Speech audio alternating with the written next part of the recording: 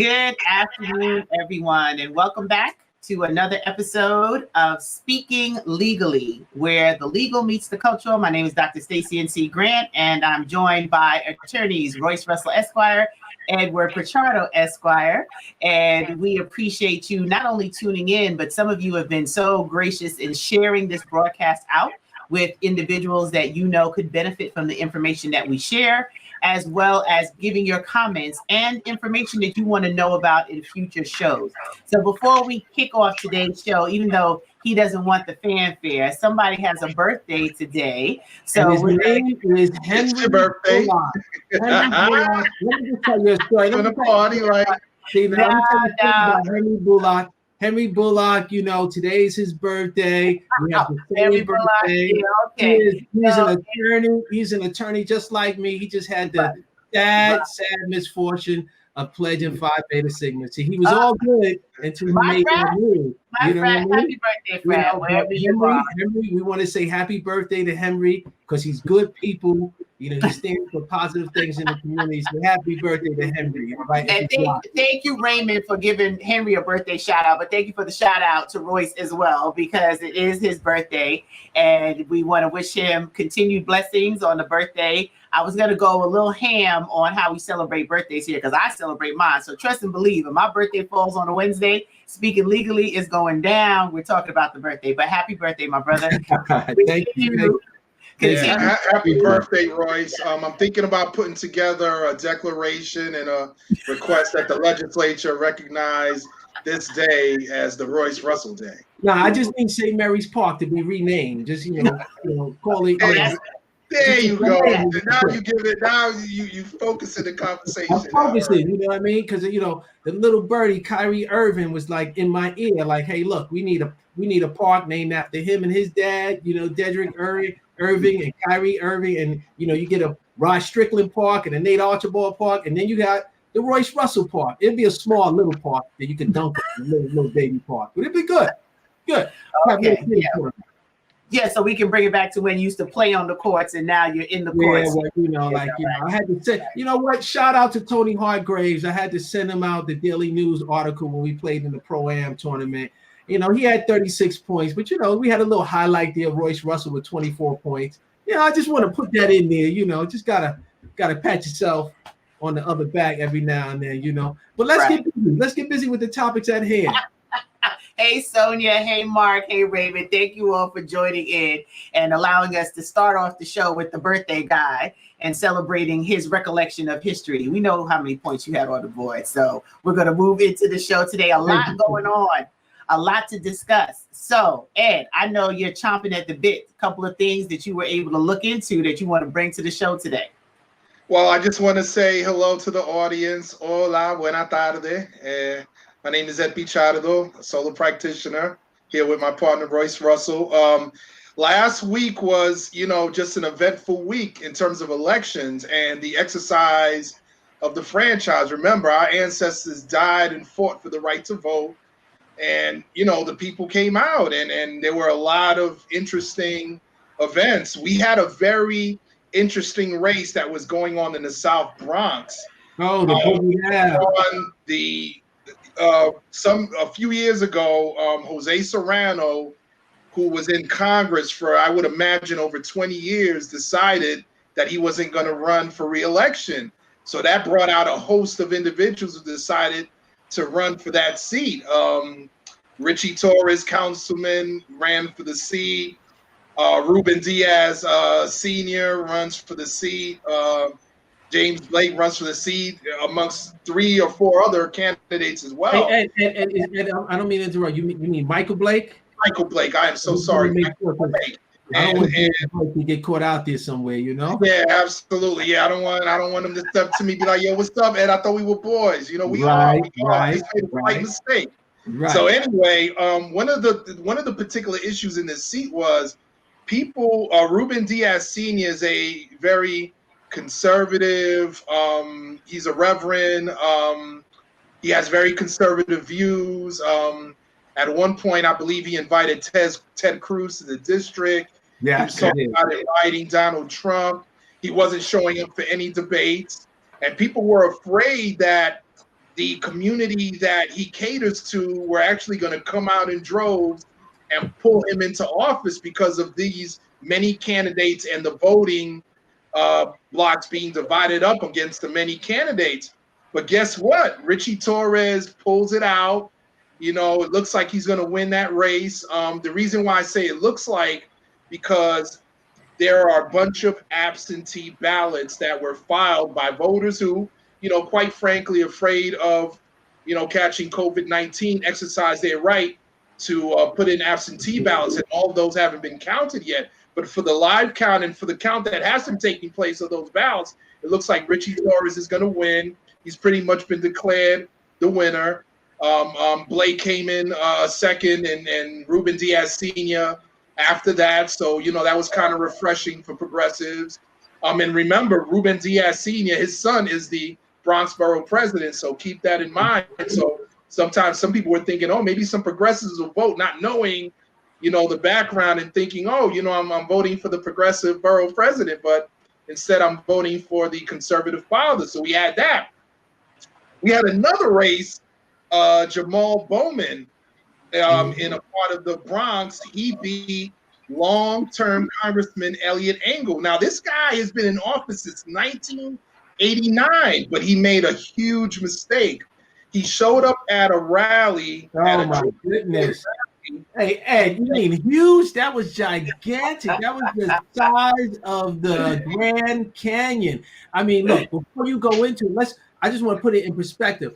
He not let a grade school teacher decided that he's a principal. He was his problem, bro. He was in the education field in grade school. He said, I had enough.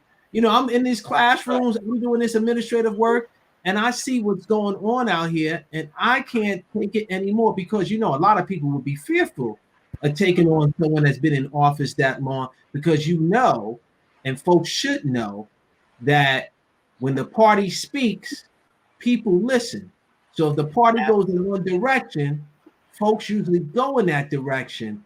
And I think it's time has come where you're starting to see, well, yeah, the party may support a certain individual, but the people have the power, and their vision is going to be pushed ahead. So go ahead with Mr.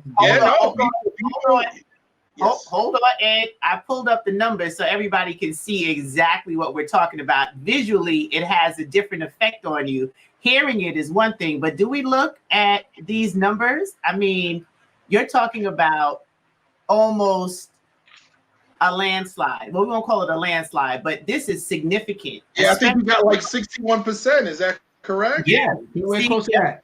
60.7. What did he do? I mean, what did he do besides what he's not been doing all the time he's been in office? But what did he do that cement the deal?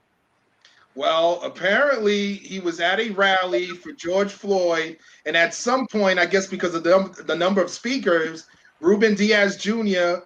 said to him, well, listen, we might not get a chance to, you might not get a chance to speak. And he said, listen, if it wasn't for this being an election year, I wouldn't even be here. Woo! And a guy who he's been accused of being rarely in the district. In fact, he got caught up in some issue where he was trying to get a tax break for his residents, I believe, in Maryland, because he's in D.C. all the time. And they were like, no, but that has to be your permanent residence. And so it's like, wait a minute, don't you represent this district in the Bronx? Aren't you supposed to be living in the district? Isn't that supposed to be your permanent residence? But listen, when you've been in office since 1989 and you've destroyed traditionally all of your opponents, because people haven't even come close to beating this guy. Right.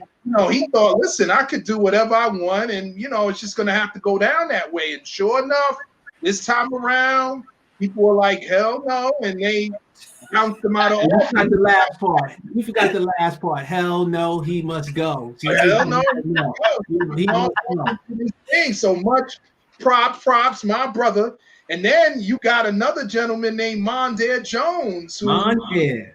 He beat a wealthy guy named Adam Schleifer, who's a former assistant U.S. attorney. Mondaire Jones himself is an attorney. I believe he was with the Westchester Law Department. Big race, because that was a seat that was formerly held by Nita Lowey, long-term congresswoman decided she wasn't going to run for re-election. Very contested seat. I think there were about maybe 5 different people running for that seat.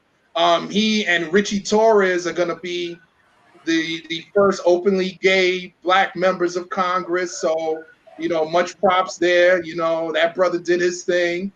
And then shifting over, I want to talk about Yvette Clarke, my sister. Well, hold your horses now.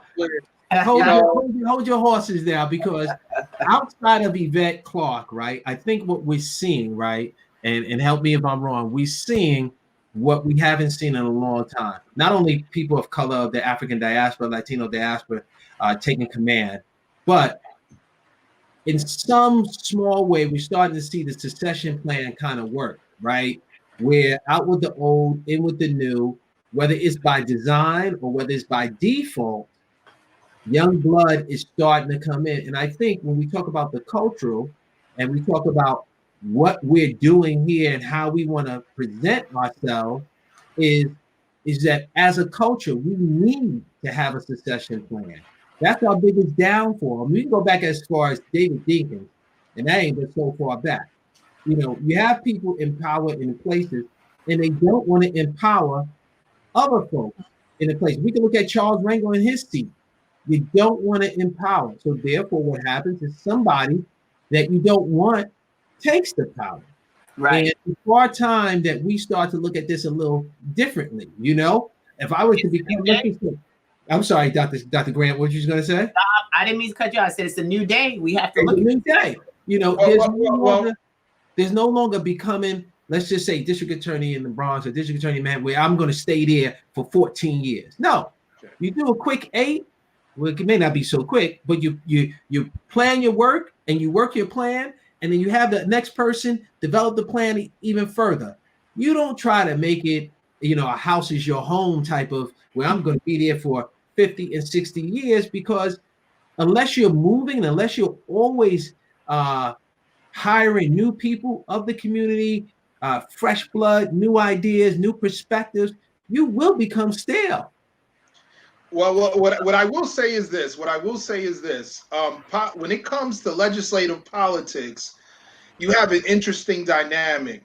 You want people who are fresh-minded, paying attention to the trends in the community, coming into office and fighting for their people.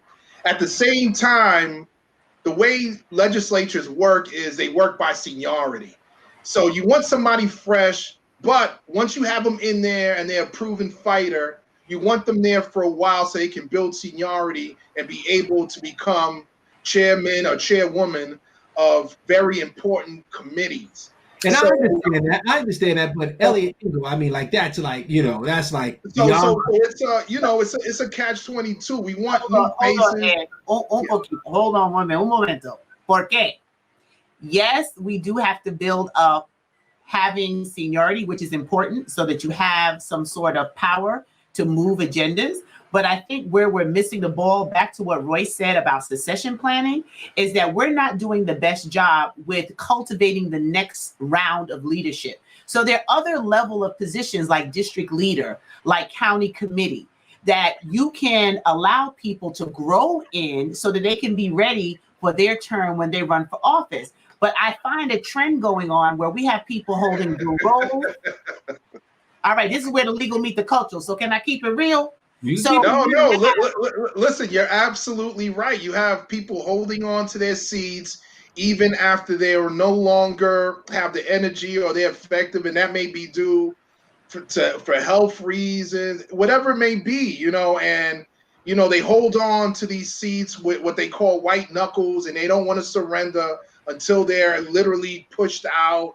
And in some cases, it could have bad results. So I agree, there has to be succession. You got to allow the new crop of leaders to grow. You got to groom them. You got to educate them, because, believe it or not, that legislative process is a beast. You can't just walk in there and think you're going to just do whatever you want. There's a lot of intricacies to it. And it's wonderful when we cultivate our own and say, come on, youngster, let me put you on, or young woman, let me mentor you so that you could become a productive member of the legislature.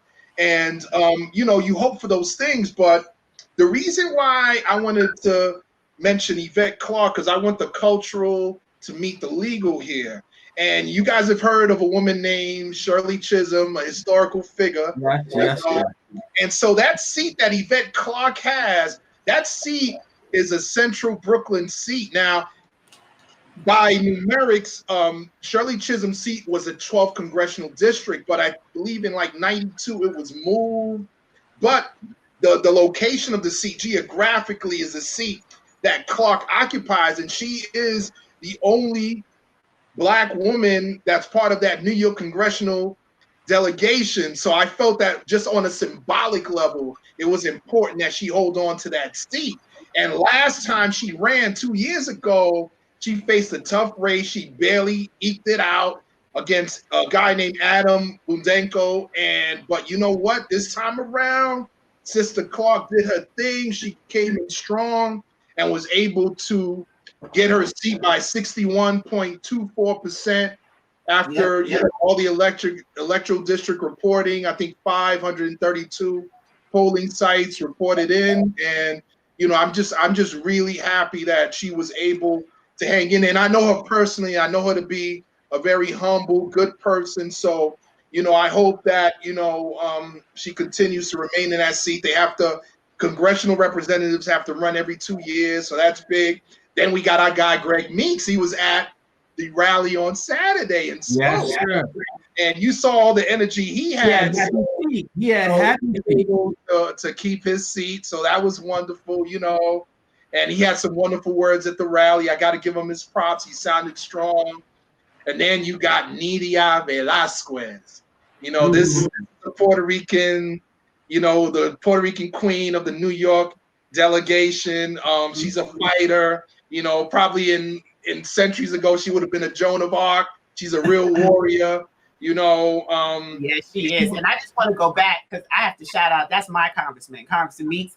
Not only is he a personal friend, but is my congressman, and the work that he's doing. That's a good example of seniority and being able to use the power that you have in those offices for good, and being able to really position what we need to happen, not only in our area of Southeast Queens that he covers, but for him to be one of the voices fighting the cray-cray that's happening down in the Capitol. So I just had to shout out my congressman, and Nydia is, the bomb.com. That sister has it going on, and she's about her business and a great representation for women of color in government. So we definitely want to shout her out. What you see in regards to the folks that you just mentioned, and I want to be careful because we're talking about this as if this is the game just for the young. It's not a game just for the young. This is the game for the season and to be seasoned, right? So when you look at Brother Meeks, he is seasoned, willing to be seasoned even more, a step ahead, walking in step, walking with light feet, and therefore reach the reward. If you're walking with a ball and chain and you're dragging and you're holding on to your seat with white knuckles, quite frankly, because, and this is really the truth, let's get to the truth, right? Let's get this, if we're going to put it out that we are truth tellers. You holding on to your seat with white knuckles because you don't have any transferable skill set to do something else. Now, I said it, right? You didn't make the relationships to leave public to go to private. You thought public was going to be there forever. And now you got a problem because the young buck or the new fresh face, whether young or old, is coming your way and has great ideas and is ready to move the pendulum. And you're like, oh my God, what am I going to do next? And that is a problem. And we look at for those that ran for the seat in the Bronx where, whether it was Blake, whether it was Torres, and all the others, they have to ask themselves, what is next? What is the next move? Is it politics? Is it private? And that's important because this is livelihood for a lot of people. It's politics, but it's livelihood. Absolutely. And just to complete the circle on that, you also had AOC Alexandra Ocasio, she won her seat commandingly, and so did my Congressman Adriano Espaillat, only Dominican member of the delegation. He's proven himself to be a real fighter. So, it was an interesting set of elections here, and definitely a real treat to watch here. And let me add, I don't know if you know, because this is also in my area in Queens, Khalid Anderson, who I just pulled up, was an interesting, I won't call it an upset because it was an open seat, but there was some thought that there were people who were better positioned for this open seat that was given up by Assemblywoman Titus, who moved on to become a judge.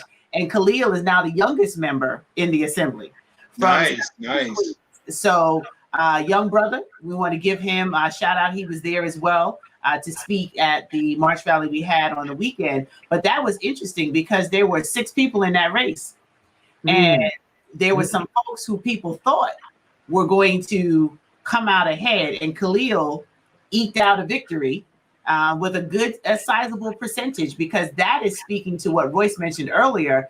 There's young blood coming up. There are people that are saying, okay, it's a new day, things have to be different, and we want to bring our voices to the table to represent our community. So it's going to be interesting because he's cracked open an opportunity for a younger contingent to run for these positions, and he was successful. And we also have a new Queensboro president, Donovan Riches. He won. Yes, we do. I was letting you go through all of that so I can shout out my new borough president, Donovan Riches, who did a phenomenal job in the work, getting in the streets, talking to the people, and he's worked hard as a councilman. So he's not new to this work. He's true to it. And now he has an opportunity to show and prove what he can do for the borough of Queens. So that was a huge victory, and it took a lot of work to get that done. But what is also trending is, once again, I want to make sure that we're clear, is the thinking, the ideology, the methodology that is refreshing and new, and not necessarily the age. Now, it may turn out that age works hand in hand, but we're not living in the world of ageism. We just want to make sure that there's a succession plan in place and there's room for new thinking. And so, in the day that we're going to celebrate Henry's birthday, in the day that we're going to celebrate my birthday, we celebrate these victories as we know them now. And if you can, I'm just going to stand up a little bit because I always wear a t-shirt that shows a little something. We're going to give much love. That's love. That's black love right there. We're going to give much love for all the victories out there and for everybody pushing the pendulum up and around and pushing the little acorn up the hill. However, we need to transition because there is a place that I love. There is a place that Grandmaster Flash, AJ, Treacherous 3, DJ Bambaataa, he loves, that is not getting a lot of love. Oh, yeah. So what does the lover in you have to say about that? Well,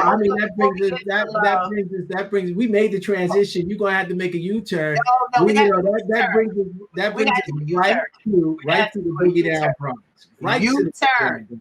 I just need everyone to say on their screen. So the U-turn is my assemblyman, won by a landslide, Clyde Vanell, your frat brother. So I just wanted to shout that out as well, because I am super proud of what he has done in the borough of Queens. And yes, I'm biased. That's my assemblyman. So I just had to shout that out. I didn't mean to overlook Clyde, but Clyde winning is like me yawning. He was going to win. He had to win. It was the only logical choice to win.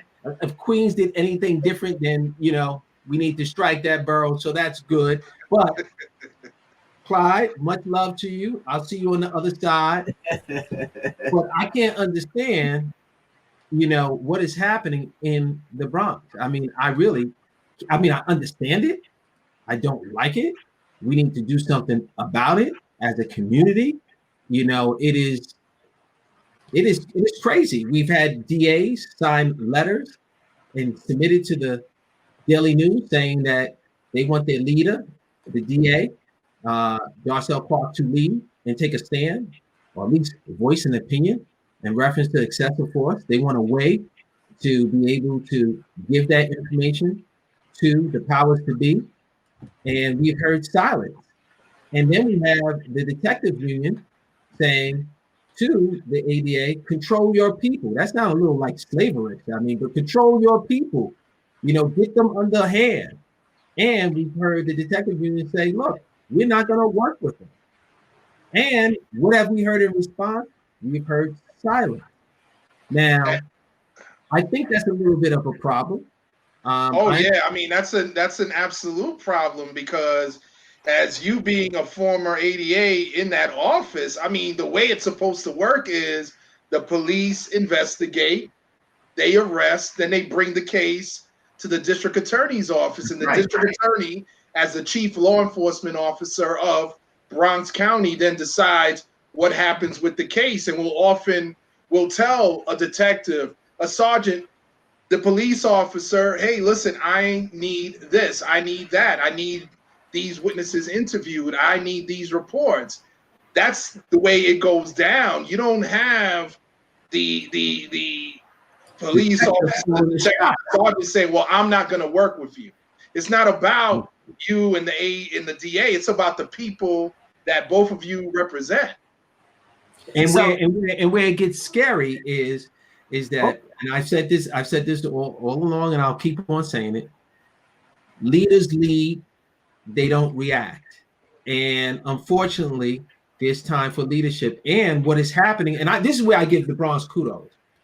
They ain't gonna wait for so long. You know what I'm saying? If you ain't gonna lead, we're gonna lead for you. People speaking up, writing stuff. Juries will tell you. When I used to try cases in the Bronx, as an assistant, they'll tell you, yo, man, look, you ain't have to go that hard. You could have went this way. Or actually, I never lost the case, but the reason why we voted this way is because we saw A, B, and C. And as a defense counsel, they will tell you the same. Look, they're not going to wait. They're not waiting. And you see that even though people do not reside there, that work there, they kind of get that same type of energy that we're going to move, because either we move or people move on us. Because remember, you're going back to the jurors, asking them to come back with a conviction. And if the people of the community, which jurors are made of, sees that there's no leadership, sees that there's no voice, then unfortunately, even though it cuts across everything that I believe in to a certain degree, because you want your community to be safe, they're like, yo, look, what do you want us to do? Don't put it in our lap and leave it to us. Do your job. And so hold on, Royce. Push a pin in it, because we brought it up. Isn't this risking their jobs to be able to write this letter? Well, you would hope that somebody would say that, right? That's the fire back that Ed and I are talking about. That's the fire back. Like, all right, I may not throw the first punch. I may be a counter puncher. So you throw the first punch, but then I throw 3 at you, and I get 3 points and you get your 1 point. And so the fact that there is silence is a problem. No action is actually an action. And people will read and feed off of that. And I bring it up because that's my borough. Those are my people. We are one. Those are my people. So what are we doing? And we need to get our act together fairly quickly. No, absolutely. I mean, I believe the letter that was sent, I read it, I believe it was about 2 weeks ago, it came out. None of these ADAs actually said that they weren't going to otherwise perform their duties and do their job. And they, and it's a civil service position, right? And, they're simply expressing their political views. It would probably be a little different in the private sector, but in the public sector, they're allowed to express themselves in that fashion without, any sort of retaliation, unless, of course, they, somehow the case is made that this is affecting their work performance or how they do their job. So now, this was heard all the way in Maryland. My client of mine, Busy B, called me and was like, yo, what's going on over there? I'm like, Busy, get on the mic, Busy. And, so this, although it may appear to be local, folks that are born and raised in this area keep their eye on these areas, right? I mean, it's home. It's home. Now on the other hand, I want to see the detective who decides based on the directive from the detectives union president not to quote unquote do their job or say, well, I'm not working with that ADA, and let's see what the top brass does about that detective. Because I would say that, listen, that individual is not doing their job. They're not doing what they've been entrusted to do based on whatever political opinion that they have. And that, I think that's going to be problematic if you talk about whether that individual or those individuals should keep their job, Well, it becomes problematic if you're a juror, right? So now you have another reason to doubt, right? Did you really do your job? You did your job disgruntled? Yeah, it's all about credibility, right? It's all about credibility. That photo array wasn't really a true photo array because you mad at somebody. And so now you got a situation where if it's not really a photo array that I can trust, so why would I vote guilty? And I'm not saying that you should vote guilty, but if credibility is destroyed before you can even become credible, that's a problem. And all this could be avoided if somebody leads. Oof. Wow. I know, Doctor, you want me to put a pin in it. I'll put a pin in it. But that pin is busting the balloon, though. See, you want a pin to stop it. It's letting all the air. I'm not saying anything. You're free to say what you have to say. I know our district attorney. I hope that she does speak up and she says something that helps those of us from the BX, because I'll always be from the BX, no matter where I reside, that we are really looking at how we're showing up, because silence in this time, especially in this time, is not favorable, and most of us would say not an option. So now we move on. Mm-hmm. So now let me go back to showing some more love, right? So love is here for the day, right? Love is here for the day. So in speaking about love, much love to Dr. Grant and the Divine Nine for putting on a rally out in Queens. And now we went out there through the rain, right? That's nothing for a soldier. And it was hundreds of folks out there from every fraternity, sorority, civilians left and right out there, college students, elderly, you name it. They were out there fighting for their rights, and that's what we need. And when the thunder came, we brought the lightning. When the lightning came, we brought the thunder. Thank you to those that came out. But what I will say is no but. One of the things that I did notice is how beautiful we are as a people and how we love one another in time of crisis. And I was taking a sharp look at the variety of hairstyles that was being displayed, one in protection of the rain, one despite the rain, and just in general, which made me go and do a little research. And hold on.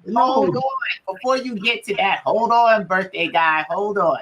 So I just want to acknowledge the fact that the march, the D9, was a Queen's Juneteenth celebration. So it started with libation, and that libation to our ancestors understanding what Juneteenth means, because a lot of people never heard of Juneteenth before 2020. Nobody had a Juneteenth holiday off.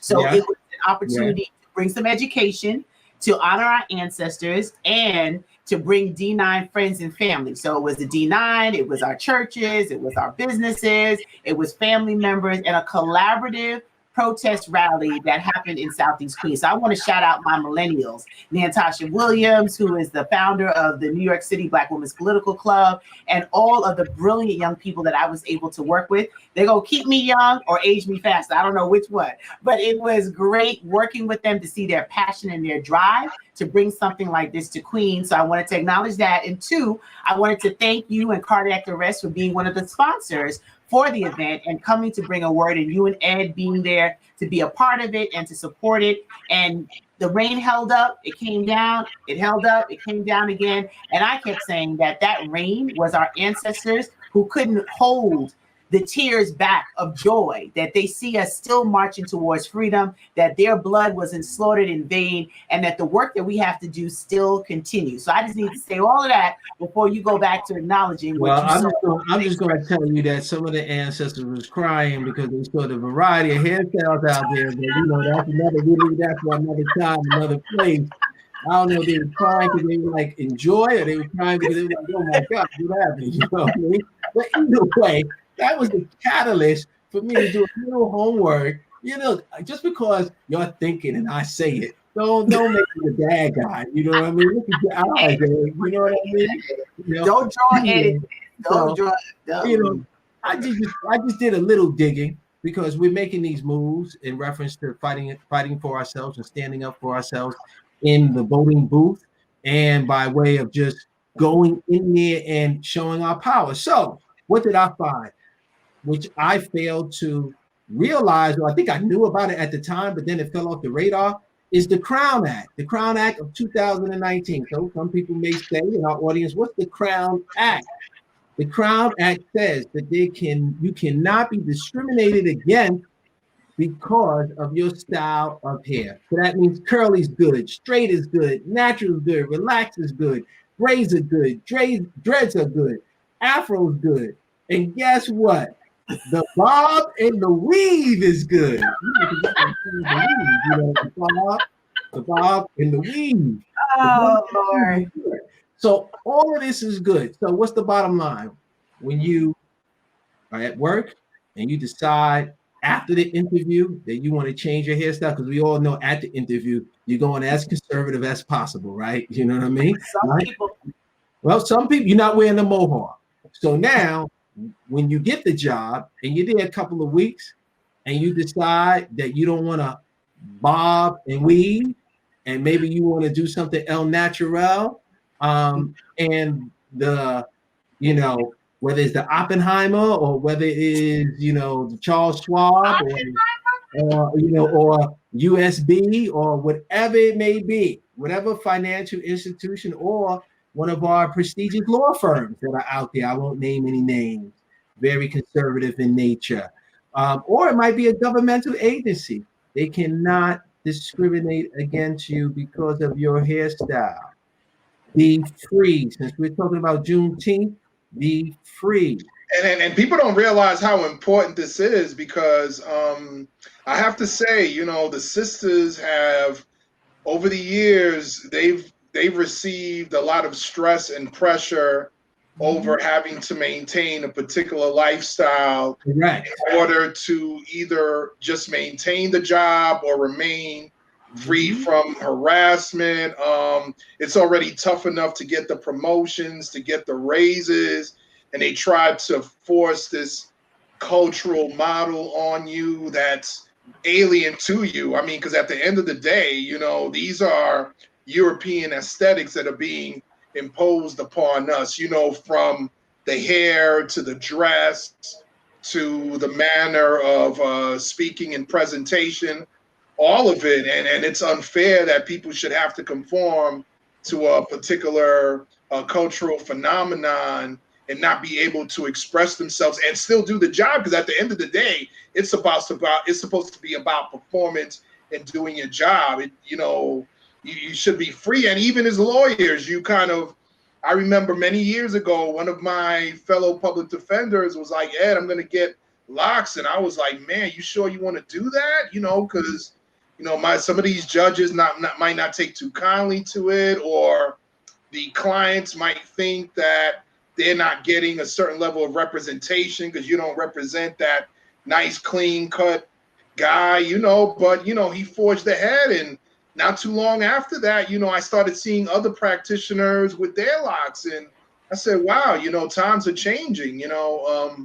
So, you know, I think that piece of legislation is important. And, you know, you also have the same fight in terms of gender expression and sexual orientation. It's all kind of the same phenomenon about being harassed, discriminated against because of a cultural expression. So I definitely think that we need to recognize the states that recognize this as an act. So we got New York, we got New Jersey. we got Virginia, we got Maryland, Alabama. Georgia is considering it. Mm-hmm. And you have the cases. You have the cases. You have the cases where, people have sued and the courts have said, well, there's no law against you being discriminated against because of the hairstyle, so there's nothing we can do. So this is real. This is costing people their job. And it's effective because folks, now that they know their rights, they're looking to protect themselves. And, Dr. Grant, you always talk about, where there may be tragedy or where there may be an obstacle, there is always opportunity. So imagine all the employment handbooks that have to be redone, right? That have to speak now to this issue.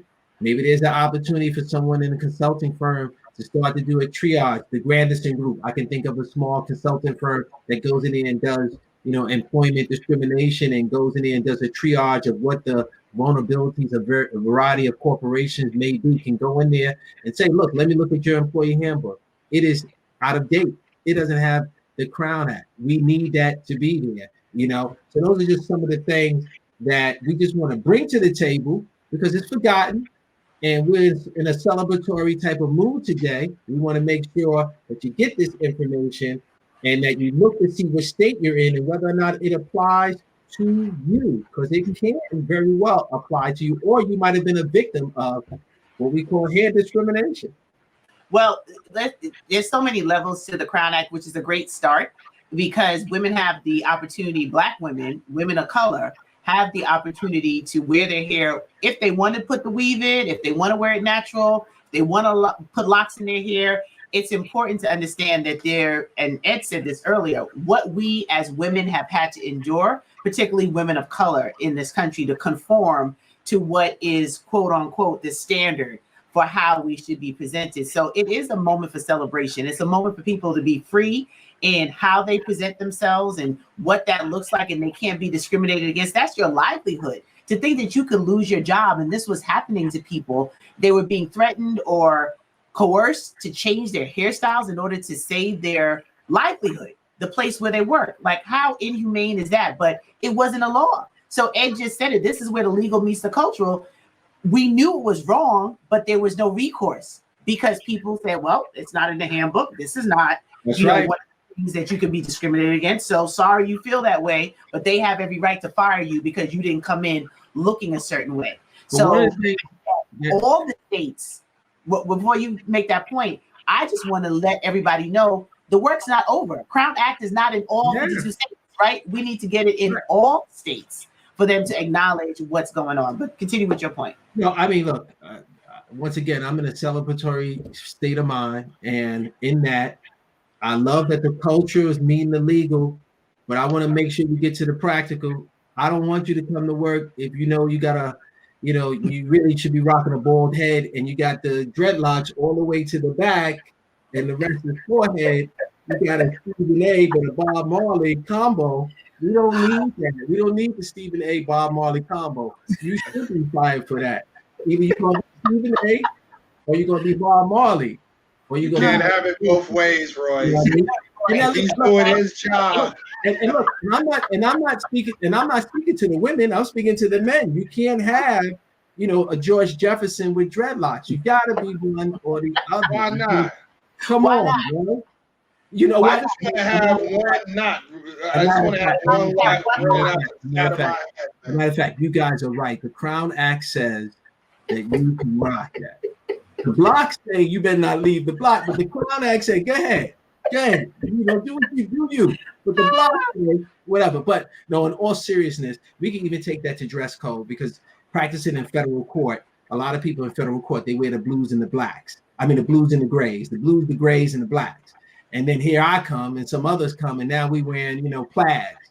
You wearing a plaid sport jacket. You wearing gray slacks and, a blue jacket or blue slacks and a gray sports coat that is plaid. And now you bring a different flavor. I remember one time I was dealing with a capital case. This is, you know what? Yeah, this is very sensitive. I was dealing with a capital case in Brooklyn in front of what I consider a very tough judge, but fair judge, Judge Irizarry. Shout out to Judge Irizarry. Capital case. And what a capital case is basically a death penalty case. If convicted, you can die. So this person, we were able to argue away from the death penalty. Now it's an issue of life in prison or some term. And I remember we got to a resolution where the person was not going to spend his life in prison, but he was going to spend some term in prison, which was a victory given that he was very young. But it was a hot day. It was an extremely hot day at the time of his sentencing.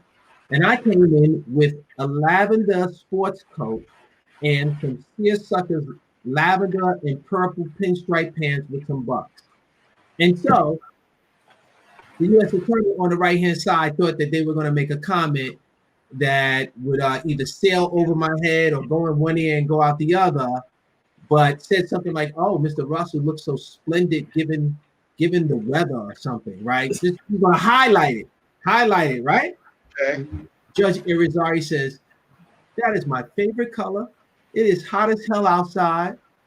And if you find a seersucker suit for women like that, let me know." I mean, like, her comment was so on point, was so cultural, so like backhanded to the U.S. attorney. So like, what are you talking about? He looks great. Like, kudos to you. But you see that when you're coming from a certain culture and you think that what you say is supposed to dominate. And then it turned out, oh, well, I wish I was 6 feet tall and I was slim, then I could pull that off. No, you can't pull it off. You'll never be able to pull it off. One thing you're going to pull off is, let me chill, but you're not going to be able to pull it off, all right? So we'll end it here. So, we need to find where the Crown Act is enacted so we can, do what we need to do. And for those out there in Georgia, you need to press on to get it done, right? So then maybe they won't have to open up the beauty salons and all that stuff early so you get COVID and all that other good stuff that's going on, right? Because that was one of the states that opened early and then they have to retract, right? Oh my gosh! Say what? Oh, that's a whole other show. We try to keep it celebratory. We know we have the heavy situations going on with COVID-19 still, and the people who thought this is all a hoax. It's not happening. Our numbers will never go up like New York. Right. But we'll leave that for another show on talking about what needs to be done, because I'm really concerned. I have family in Florida. I have a niece that's expecting, and she has a shower that's supposed to happen in a couple of months, and I might not really be able to go because I don't know what the heck they're doing down there in Florida. And I'm praying for all of my family, my dad, like, what's happening? And in Georgia, the same. Like, we really need to be conscious of wearing our masks, using our sanitizers, staying socially distanced. We did the D9 protest in March, and we kept stressing that. And everybody was cooperative. Everyone had on their masks. We weren't crowding on top of each other. We were spread out. And even in the rain, we were able to make that happen. So you can still do certain activities, but be conscious of the fact that we've lost hundreds of thousands of lives, and every single name. And Ed, we know this is personal to you, it's personal to me, it's personal. Royce, we've all lost somebody that we care about. So we can't ignore the safety precautions that we need to take and acknowledge that COVID-19 is not made up. It's real. We can debate all day where it came from, how it came, who did it, but it's real and it's happening in our communities. When you talk about the legal and the cultural part is we can't just go out and party for 4th of July and do all the things that we were doing before without being safe. And yeah, I even have to blow out my cake with my mask on. So I got to blow out the candles with the cake with my mask on. I don't know how I'm gonna do it, but I'm gonna get it done. Thank you, Ed, for sending me that emoji where a guy had a mask on and he was trying to blow out his cake. I really appreciate that at 9 o'clock in the morning. I thought you'd find that funny. I did. I found it funny because I couldn't blow through it. You know what I mean? So I'm gonna blow the house. You're with your family, so and not just that, he's trying to blow out candles on a pack of toilet paper. Toilet paper, right? You know what I'm saying? I mean, like, how pathetic and how ironic. But I want to thank everybody for joining us. I mean, this has been a very, very, very blessed and celebratory speaking legally. And once again, the Henry out there, happy birthday, bro. You deserve it. July 1st is a very special day, and you standing up right. Oh, and to John Rodriguez and Karen Rodriguez, father's birthday is today too. So we gotta say hello to those folks. Feliz cumpleaños. Yeah. And I also have a couple of people to shout out for their birthday who share it with you, Royce.